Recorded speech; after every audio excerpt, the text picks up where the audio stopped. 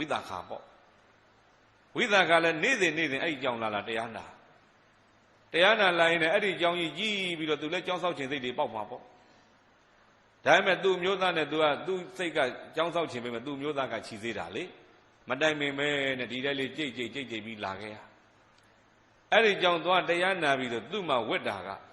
နာတပင်တထေးတို့ဝိသခာကျောင်းအမကြီးတို့ကမြို့ရဲ့မျက်နှာဖုံးဆိုတော့ရွာထဲမှာမြို့ထဲမှာပွဲရှိတိုင်းသူတို့ကိုဖိတ်ကြမင်္ဂလာဆောင်ရှိလဲဖိတ်အလူရှိလဲဖိတ်သူတို့လည်းအလူပွဲမင်္ဂလာပွဲလိုက်ကြတဲ့အခါကျတော့မဟာနတတန်းစာတဲ့ပြိဿ6ဂရီတန်တဲ့ဝစ်စုံကြီးအဲ့ဒါကြီးဝစ်ပြီးတော့အလူပွဲမင်္ဂလာပွဲတွေသူကသွားတရက်တော်ပြိဿအလူပွဲမင်္ဂလာပွဲမှာအချိန်လေးစောသေးလို့ငါတရားဝင်နာအောင်မယ်ဖယားစီတရားနာတဲ့အခါဒါကြီးဝစ်ထားလို့မဖြစ်ဘူးအဲ့တော့သူ့ရဲ့နောက်ကပါလာတဲ့ကလေးမလေးဒါကြီးသိမ့်ထားဒီကနေကြောင်းကနေပြန်ထွက်ပွဲသွားမှဝစ်မယ်ဆိုပြီးတော့ရိုးဝစ်စုံလေးနဲ့အခုလို့ဆိုရင်တော့ဒီလိုအဖြူလေးညိုလေးနဲ့ဓမ္မစကြာယုံလေးဖြစ်မှာပေါ့ဟုတ်လားရိုးဝစ်စုံလေးနဲ့ဖယားဆန်သွားတရားနာလို့ပြီးတော့ပြန်ထွက်လိုက်တော့အချိန်ကကြာသွားတရားလည်းနဲ့ရှည်သွားတယ်မှာပေါ့ဟုတ်လားဦးဇင်းတို့တရားလို့နဲ့ရှည်သွားလားမသိဘူးတရားနဲ့ရှည်သွားတာဆိုတော့ဟဲ့တရားပွဲပြီးပွဲနောက်ကြလိုက်မယ်ဆိုကြပြာနဲ့သွားလိုက်ကြတာပွဲလမ်းတစ်ဝက်ရောက်မှဟောတော့မဟာလာတန်းစာကြီးပဲမတော့ငါပွဲဝဲရမယ်ဟာကြီးခွင့်လို့ပါကျမကြောင်းမေးခဲ့တယ်ဟဲ့ကြောင်းမေးခဲ့ရင်တော့ဒုက္ခပဲဒုက္ခဆိုတာက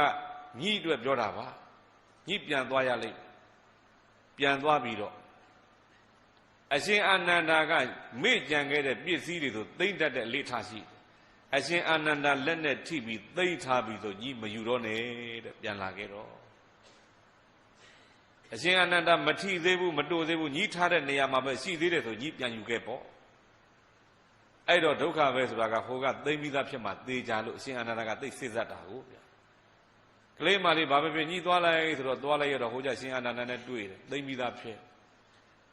တော့ကလေးမလေးကပြန်မယူဘူးပြန်သွားတယ်ရှင်အာနန္ဒာကသိတယ်ဒါကျောင်းမကြီးရဲ့ကလေးမလေးဆိုတာသိတယ်ကျောင်းမကြီးကလိုက်လာတယ်ရှင်ဘုရားလက်နဲ့တို့ပြီးသားထိပြီးသားတပည့်တော်မယူတော့ပါဘူးရှင်ဘုရားကိုလှူပါတယ်ဘုရားဟာယဟန်နဲ့ဒီလိုရွှေငွေနဲ့မအပ်ဆက်ဘူးကျုပ်မလိုချင်ဘူးဘုရားလှူပါတယ်ဘုရားနဲ့တာနဲ့လည်းမအပ်ဆက်ဒါဆိုတပည့်တော်အပ်ဆက်အောင်ဘလို့လုပ်ရမလို့ဆိုတော့အဲ့ဒီမှာသူ့ဘာသူတွေးပြီးတော့ဒါအပ်ဆက်အောင်ငါဒါကြီးရောင်းပြီးငါလည်းကြောင်းဆောက်ရှင်အာနန္ဒာလည်းကင်ပြီးသား तू မယူချင်တော့ဘူး तू လည်းမဝတ်ချင်တော့ဘူးဆိုဒါကြီးကို तू ရောင်းလိုက်တော့အဲ့ဒီခေတ်ကလည်းအဲ့ဒါကြီးဝင်နိုင်တဲ့လူရှိဘူးတယ်ဗျာ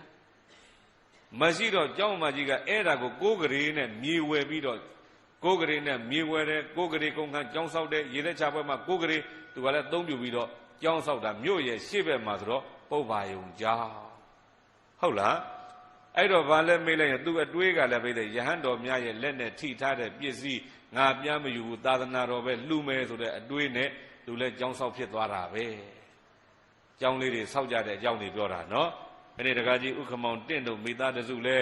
ဒီဗုဒ္ဓဝိဟာရခေါ်တဲ့ဓမ္မဗိမာန်ကြီးဆောက်လို့လှူဒန်းတာအကြောင်းရှိမှာပေါ့ဟုတ်လားဘလို့အကြောင်းရှိမယ်ဆိုတာဒါသူမှသိမှာပဲအတွေးရှိမှာပဲဒါပေမဲ့ကျောင်းကြီးဆောက်တဲ့ဓမ္မယုံကြီးဆောက်တယ်ဆိုကြတဲ့ကမကောင်းတဲ့တွေးတဲ့ဆောက်တာတော့ဖြစ်နိုင်ပါမလား